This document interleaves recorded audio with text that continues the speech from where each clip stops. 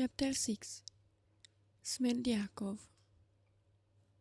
He did in fact find his father still at the table.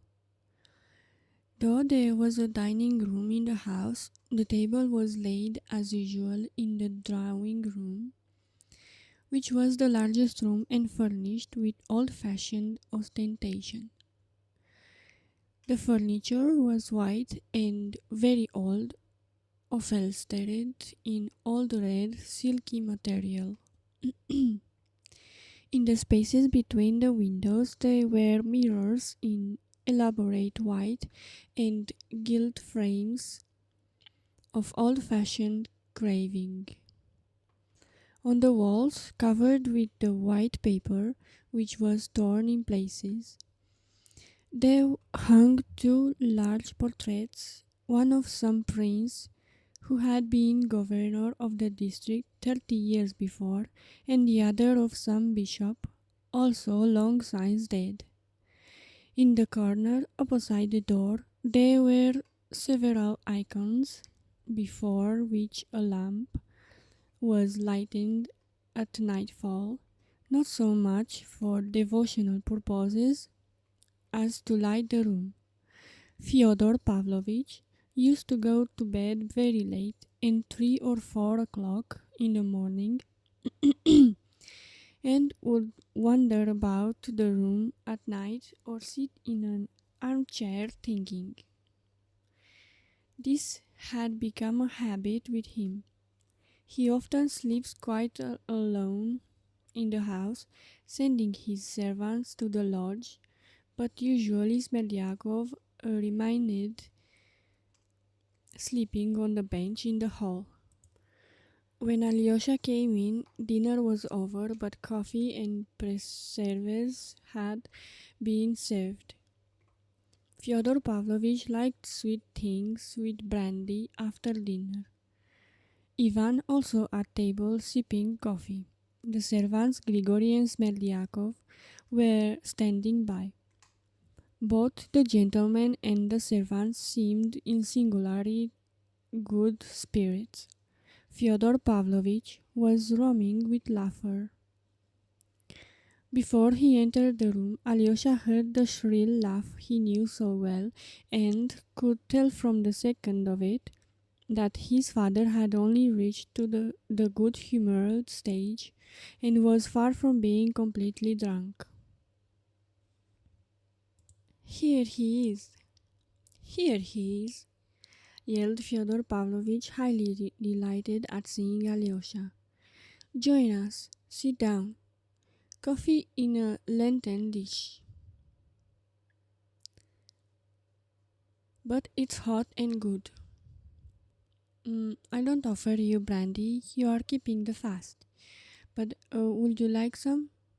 No, I'd better give you some of our famous liqueur. Smerdyakov, go to the cupboard, the second shelf on the right. Here are the keys. Look sharp."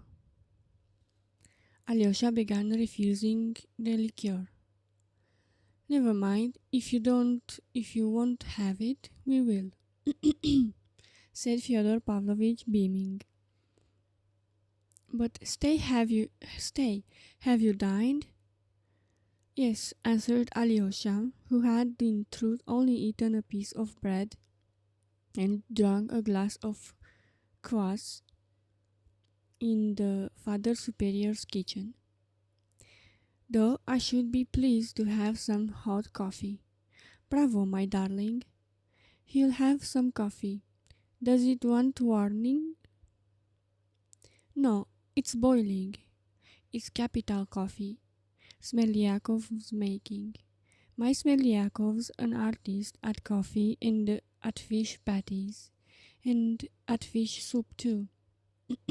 You must come one day and have some fish soup. Let me know beforehand. But stay, didn't I tell you this morning to come home with your mattress and pillow and all? Have you bought your mattress?" "No, I haven't," said Alyosha, smiling too. "Oh, but you were frightened this morning, weren't you?" There, my darling, I couldn't do anything to vex you. Do you know, Ivan, I can't resist the way he looks one straight in the face and laughs. It makes me laugh all over.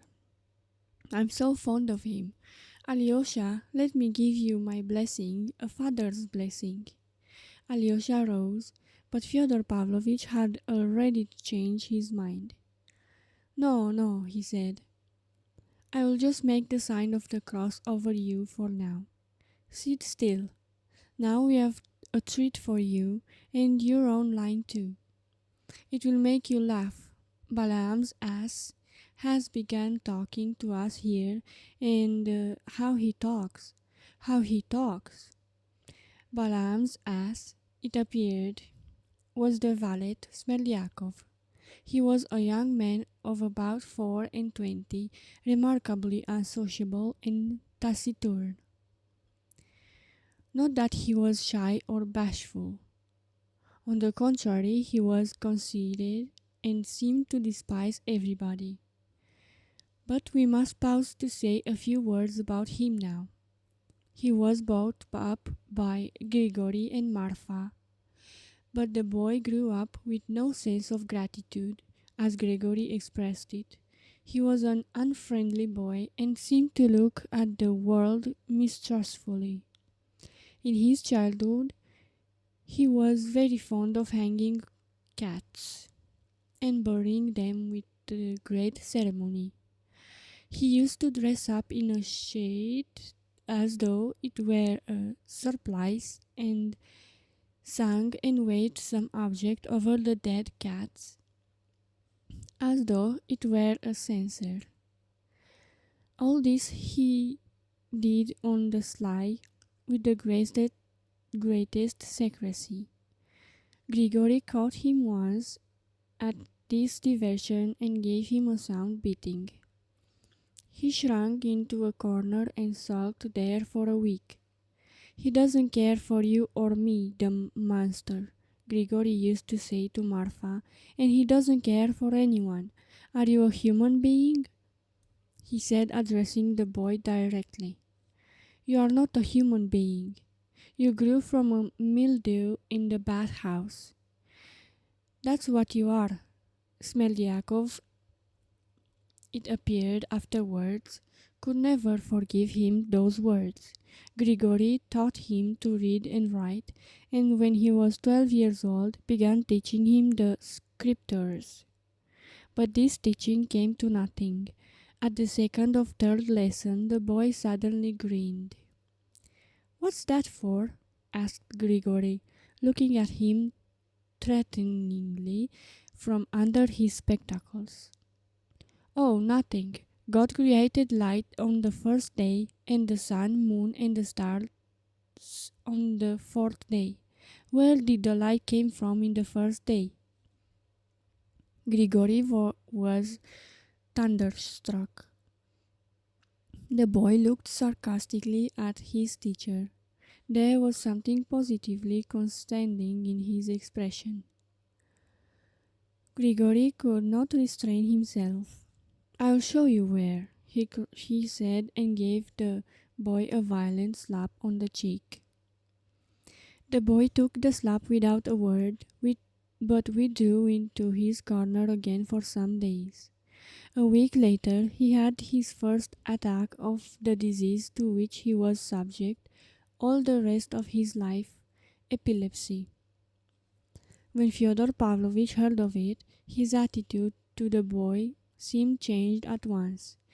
Till then he had taken no notice of him, though he never scolded him and always gave him a kopeck when he met him. Sometimes when he was in good humor, he would send the boy something sweet for his table. But as soon as he heard of his illness, he showed an active interest in him, sent for a doctor and tried remedies, but the disease turned out to be incurable. The fits occurred on an average once a month, but a various at various intervals. The fits varied too, in violence, some were light and some were very severe. Fyodor Pavlovich strictly forbade Grigory to use corporal punishment to the boy and began allowing him to come upstairs to him. He forbade him to be taught anything whatever for a time too. One day when the boy was about 15, Fyodor Pavlovich noticed him lingering by the bookcase and reading the titles through the glass. Fyodor Pavlovich had a fair number of books, over 100, but no one ever saw him reading. He at once gave Smerdyakov the key of the bookcase. "Come, read. You shall be my librarian. You will be better sitting reading than hanging out in the courtyard. Come, read this." And Fyodor Pavlovich gave him evenings in a cottage near Dikanka. He read a little, but didn't like it. He did not once smile and ended by frowning. "Why, isn't it funny?" asked Fyodor Pavlovich. Smerdyakov did not speak. "Answer, stupid. It's all untrue," mumbled the boy with a grin.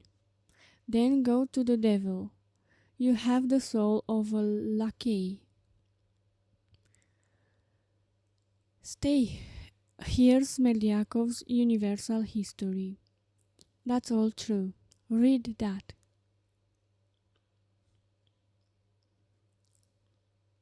But Smerdyakov did not get through the 10 pages of Smaragdov.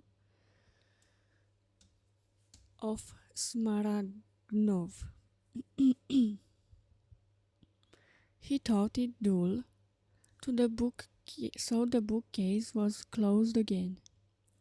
Shortly afterwards, Marfa and Grigory reported to Fyodor Pavlovich that Smerdyakov was gradually beginning to show an extraordinary fastidiousness.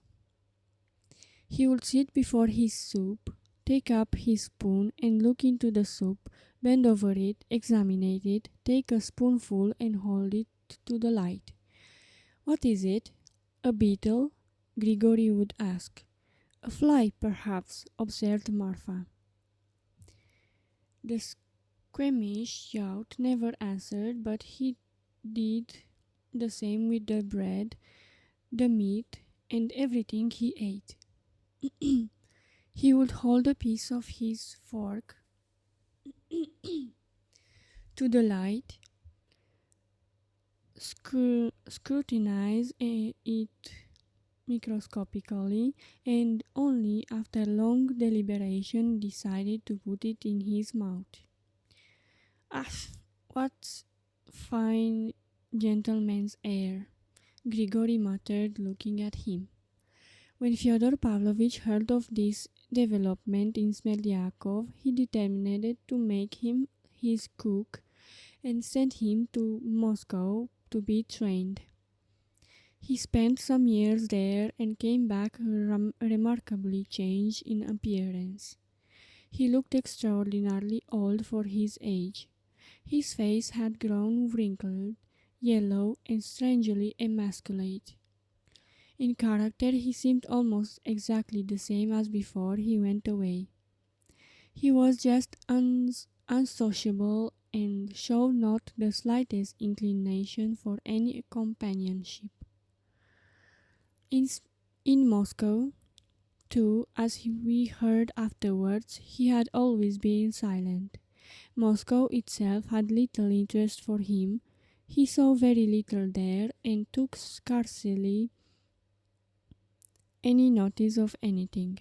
He went once to the theatre, but returned silent and displeased with it.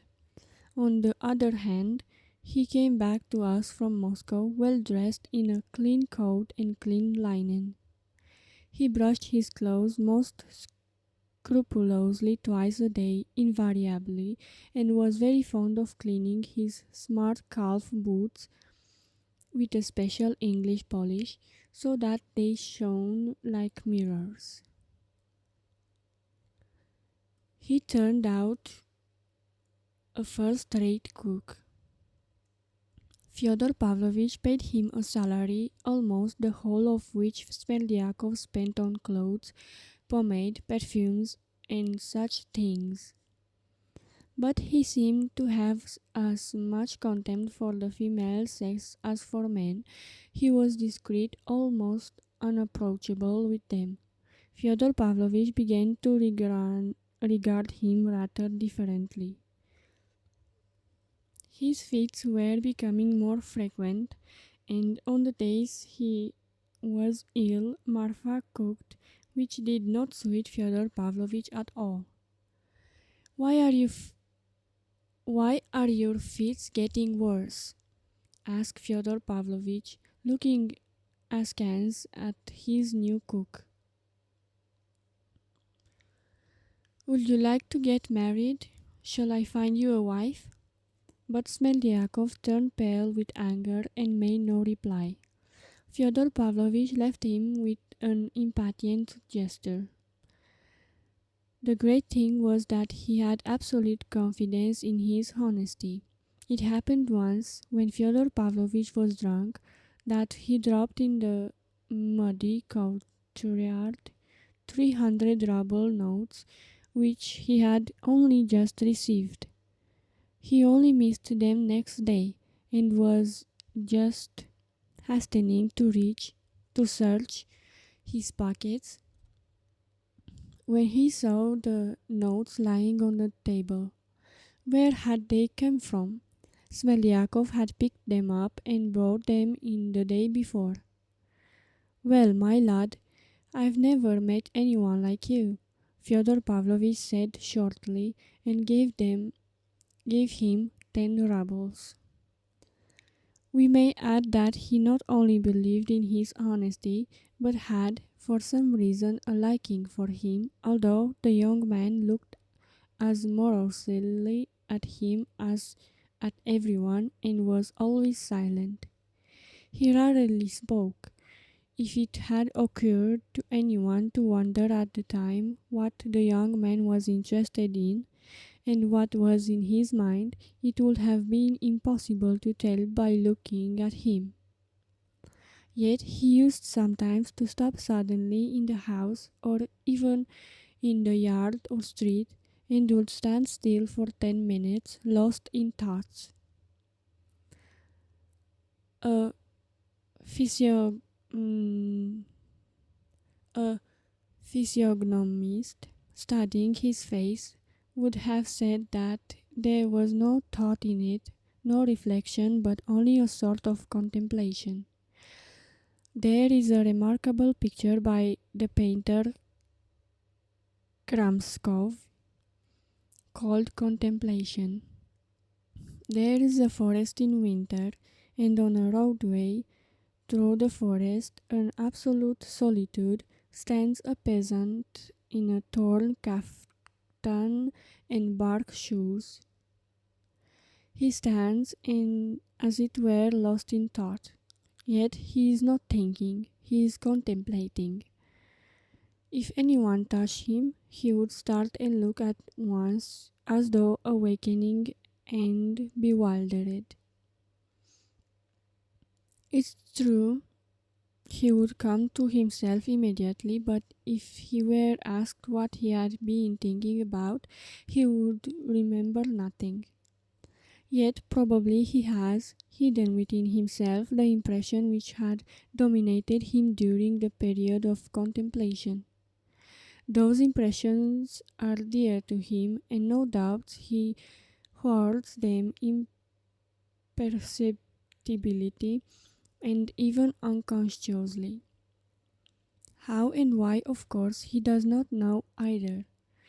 He may suddenly, after holding impression for many years, abandon everything and go off to Jerusalem on a pilgrimage for his soul's salvation, or perhaps he will suddenly set fire to his native village, and perhaps do both. There are a good many contemplatives among the peasantry. Well, Smerdyakov was probably one of them, and he probably was greedily hoarding up his impression, hardly knowing why.